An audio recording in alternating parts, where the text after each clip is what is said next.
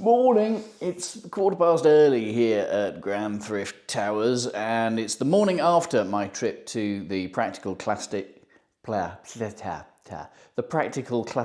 Restoration Show at the NEC in Birmingham. And I've got hardly any voice left, as you can probably hear from too much chatting to people.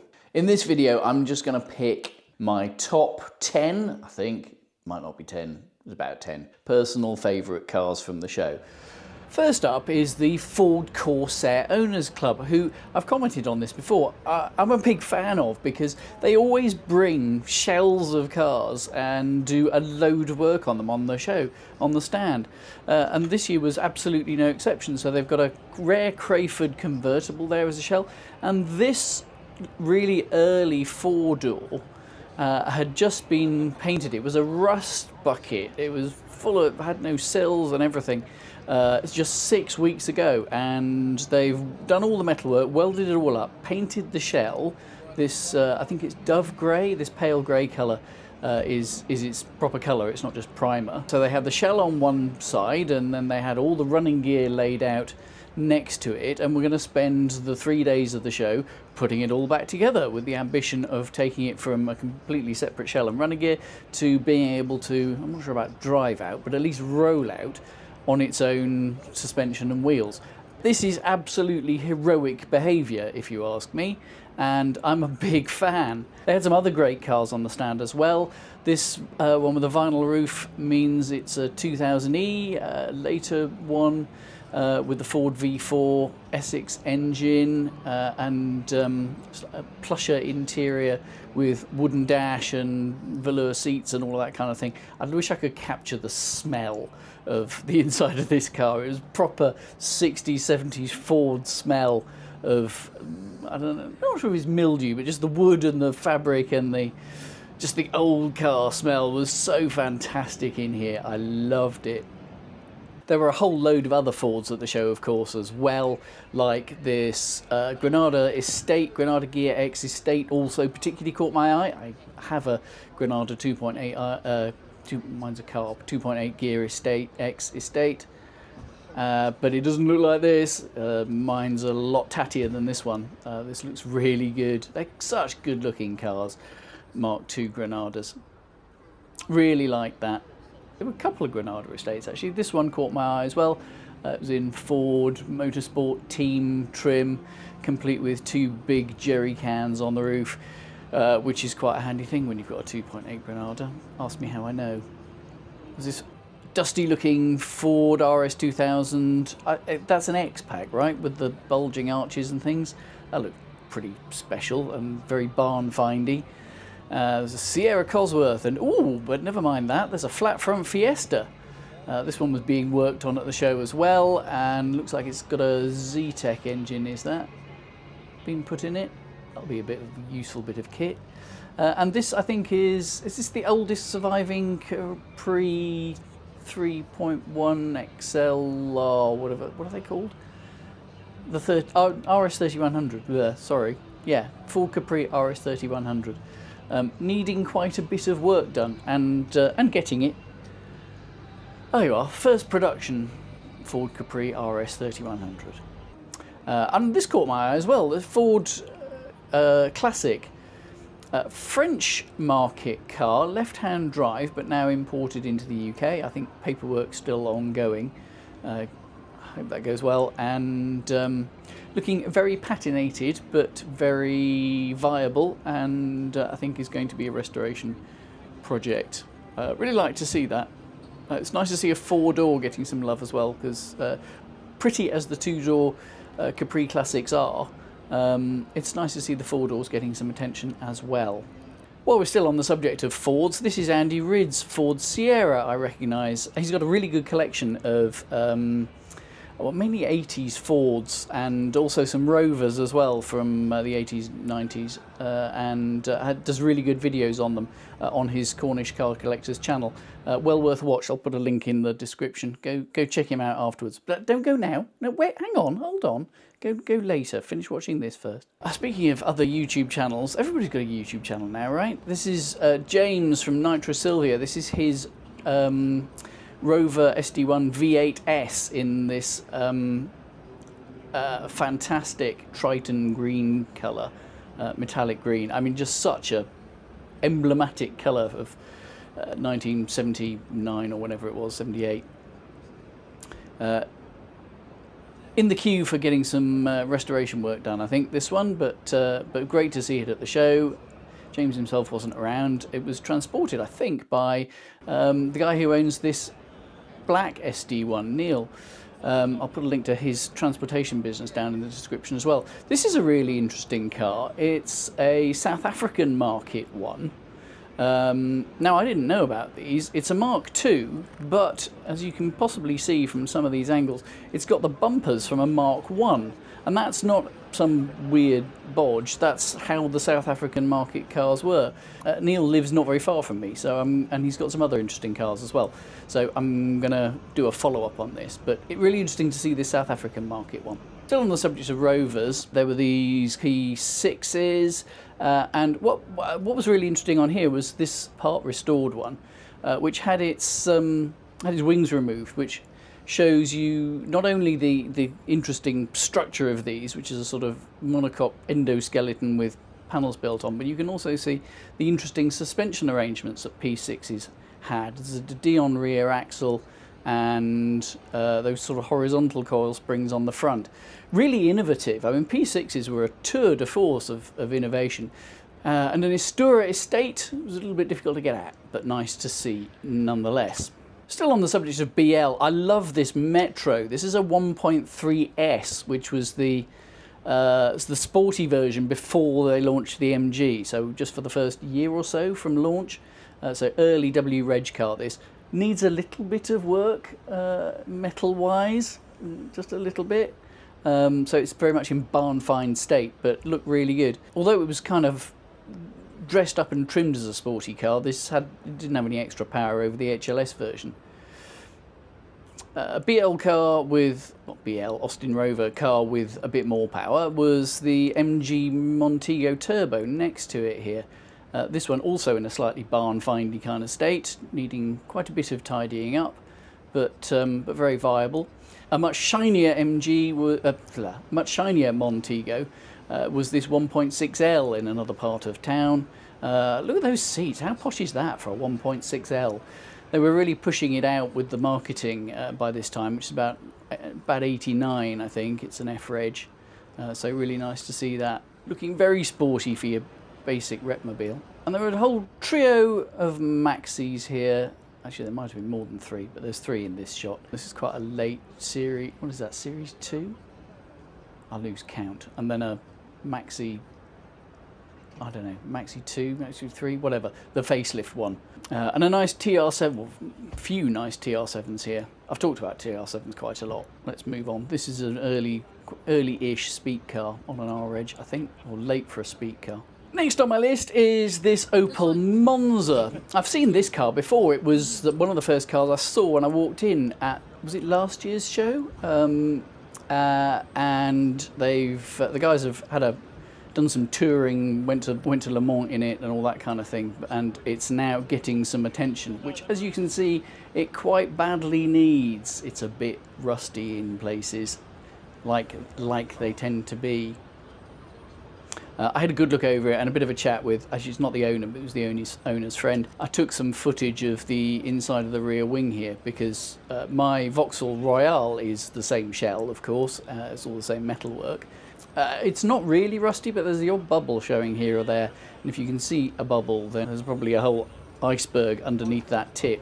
So I thought it might be, you never know when you might be glad of some pictures of what the car looks like underneath for when you get the angle grinder out. Hoping I don't have to do too much on that. It really doesn't look too bad. But we'll see. Still on Vauxhalls, there were the FE and FD Victor guys with a couple of really nice Venturas, including a rare Ventura estate. The Ventura is the 3.3 litre 6-cylinder version, of course, of the FE Victor, well, and the FD Victor. This FD was lovely as well. Arguably a more handsome car, the FD Victor, but don't say that in earshot of my own FE. But look at the interior as well. How smart is that? I love this. This is a guy called Frank who has a channel called Budget Home Classics, which I recommend. He's got a really nice vloggy style and he's a lovely guy. Had a really good chat with him. This is his Jensen Healey with the rare optional factory hardtop, super rare. And this is his daily driver, and it's had an engine swap, so it's got a Rover V8 in it. And he was taking the opportunity to just catch up with some odd jobs on the car because he works really hard. And he's got a VW transporter that he's doing up and all that kind of thing. So go watch his channel. I think you'll like it. I do. I'm really enjoying it. It was really nice to meet him and chat. And I love the Jensen Healey. It's not, it's no kind of show queen. It's his daily driver, but he loves it, and you can see why. And it's just such a great car. It's got so much character. It should, of course, have a Lotus 907 engine, which brings me on to the next thing on my list, which is the Lotus Wedge guys. I spent a long time talking to them, and there's such an interesting collection of cars on the stand. If you're regular on the channel, you know that I have a Lotus Elite of my own. I'm a big Lotus Wedge fan. This Series 1 Esprit was immaculate and beautiful, absolutely stunning car. Inside as well, I mean the interior with that huge great slope of dashboard, so much presence. But this was really interesting. So this is badged as an Elite Coupe, and it's a prototype basically. So it's from 1972, so well before the launch of the cars. It's their 50th anniversary this year, the Lotus Wedges, and we're going to do more film-wise on that. But this is a really early one. There's a picture in Oliver Winterbottom's book of him standing next to this car and a stack of hay bales. It then went on to be owned by the Lotus racing team and used as a sort of hack for Grand Prix, and has passed through various ownerships, changed colour a couple of times. It was in JPS trim for the F1 team, and now it's this green, which is some kind of Renault colour, I think. But it's chassis number 1A, and it sort of looks like an Eclat, but it's different. Yeah, the shape of the boot lip is different, and apparently this is kind of how Oliver Winterbottom wanted it to be, but there were compromises made. The back's different, the roofline's different. You can see it's got some sort of prototype build quality elements where the aluminium window trims and things have been kind of, you know, joined together, tigged together and then cleaned up, but you can still see the seam. Fascinating car, really, really interesting. So glad it survives, and just a real honour to see it. We want to get some Lotus Wedges together for the 50th anniversary. Well, hopefully this car will be part of that, so click the buttons if you want to make sure you don't miss out on that. It'll be sometime later in the summer. We're sort of formulating plans which are a bit vague at the moment. This car was also fascinating. This is an Elite, of course, still in the process of being done up. It's having some really interesting mechanical work to it. This does still have its 907 engine. V8 conversions were popular on these too. But Pete, the owner, has done some amazing things to it, including fitting a supercharger. That's the supercharger down below, and this manifold that he's had made up, or he has made up. He does all his own castings. He gets somebody else to do the TIG welding, and there's extra radiators in the nose cone for charge cooling and a whole bunch of stuff. Really, really interesting, and I mean he's such a knowledgeable guy, doing a fantastic job with it. It's going to be such a weapon when it's finished. Barn Find Corner is always a highlight, and one of the best things on it for me was this Fiat Uno Turbo. I mean, Uno Turbos are rare enough as it is, but this one, if you're a real sado like me, then you'll recognise the number plate of this as being one of the UK press cars from the launch in 1985. And so that's a really special thing to find. Guy Nick Greer, who owns it, is planning to restore it. It needs a fair bit of work apparently, but it looks very viable, and yeah, great to see. In fact, you can see some press cuttings featuring this actual car from back in the day. So really nice to see that. There was some other great barn finds as well. There was a really nice Mark I Astra that I managed to fail to film. It's sort of lurking in the background. But probably my favourite of the barn find stand was this Chrysler 180. Very much as as hauled out of a field recently, and needing a load of bodywork and things, but it doesn't look too bad. The interior on these is really nice. I mean, everybody says, I've never driven one myself, everybody says they're pretty rubbish cars. Well, I can kind of believe it probably, but they're nice looking things. They're like a sort of posh Avenger really, and 1.8 or 2 litre engines. Look at those seats, they just look so comfortable. And they probably are a bit rubbish, but never mind. They look good, they're of their time. It's good to see it getting a chance at survival. And apparently, that's the plan: is to do the work on it. So yeah, I look forward to seeing more progress and meeting this again at some point. Hopefully, it's quite a late one on a T-Reg. There was also this the Owl Crap Minor for obvious reasons. Not quite a lot of bits of minor missing, but augmented by a whole load of owl pellets all over the roof. That really is a barn find. There's no chucking random bits of straw on to make it look authentic. That really is hauled out of a proper barn. This was interesting. This is a Hustler, so William Townes design. William Townes, a man who would never use a curve where a straight line would do. I don't know what spec this is. It had Van den Plas badging on it, but I don't really know what that signifies. I think it's quite a late one with proper doors. Anyway, it looked really nice. Not very barn findy, but there was a picture showing it in barn find state. So if there was any doubt about it. Cool little things, mini based, designed with flat panels to be really simple for developing markets. Really interesting design. Very much not flat panels this is a late 70s Saab 99 GLE, I think. Is that fuel injected? I thought those were fuel hoses, but they're actually the ignition leads. Anyway, it's in, again, barn find sort of state. S-Reg, so what's that, 78, I think. Going to get restored, apparently, and yeah, look, but I mean, looking again very doable. Look at that interior. That's those seats look so comfortable. Very stylish. That seat seems to have been the victim of a Wolverine attack, so that obviously needs a bit of work. GLE EMS. I ought to know this because that's quite a distinctive trim with those alloy wheels and everything. There you are, GLE.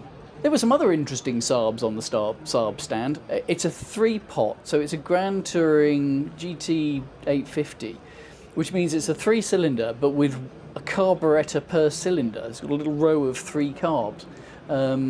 Unfortunately, the bonnet was down when I was there, so I didn't get to film that, but somebody told me about it afterwards. Looked great, inside and out, and under the bonnet. So really interesting car, that. And next to it, this Saab 93 as well. Much earlier one, of course, with suicide doors and just that quirky, super aerodynamic styling. And much simpler, but still really thick, supportive seats. Such a Saab thing, that. Lovely to see that. Looking really smart. This is a curiosity. So this is obviously a Mazda MX-5, but you can see the trim on the pattern in the paint. This was a Le Mans special edition. Now, Mazda won Le Mans in 1991 with the only Wankel engine, the only rotary engine car ever to win Le Mans. And they did a special edition of the MX-5 in the same kind of out there red and orange and green trim. It's a strong look for a road car, so a lot of them didn't sell. And this one got painted back to black by Mazda, and then to help sell the rest of the special editions. While we're on the topic of little 2-seat Japanese sports cars, I rather liked this MR2. It was a bit rotten in places and needed a bit of bodywork, but I like them in this colour. It's not quite so in your face, and it just looked really nice. I had an opportunity to buy one a while ago, but I've already got too many cars. Anyway, I'm waffling. I liked this one. It was a nice early one as well, on a B plate, really early. Quick whiz around some other things. So this Gordon Keeble looked great, I think, but I'm not 100% sure. It's had an electric conversion. It did have a badge in the back window about electric classic cars. It looked really nice. It wasn't over-restored, it was in good condition but not perfect, and it looked really nice inside. So, but it had one or two slightly non-Gordon Keeble looking buttons on the dash and things. So that's interesting. How do we feel about converting classic cars to electric? Opinions vary. I'm sort of, yeah, I'm okay with it. By and large, it sort of depends on the car a bit for my money. Anyway, yeah, let me know what you think. Maybe I'll do a whole video on that at some point. It's an interesting debate. Really like this Maestro van on the Dinitrol stand. I've talked to these guys for ages. I bought some of their stuff because I'm going to need it on the Matra Rancho, but that's a whole other story. I really like this Reliance Scimitar GTC. I quite like these. If I were going to have one, I'd have a GTE because convertibles are anathema. But it looked really good. I love that interior. It looks really smart. And I like these SE6s. I just like the chunkier late 70s styling of them. As well as your more kind of conventional classics, there are a sprinkling of things like hot rods and stock cars. This is a flathead V8.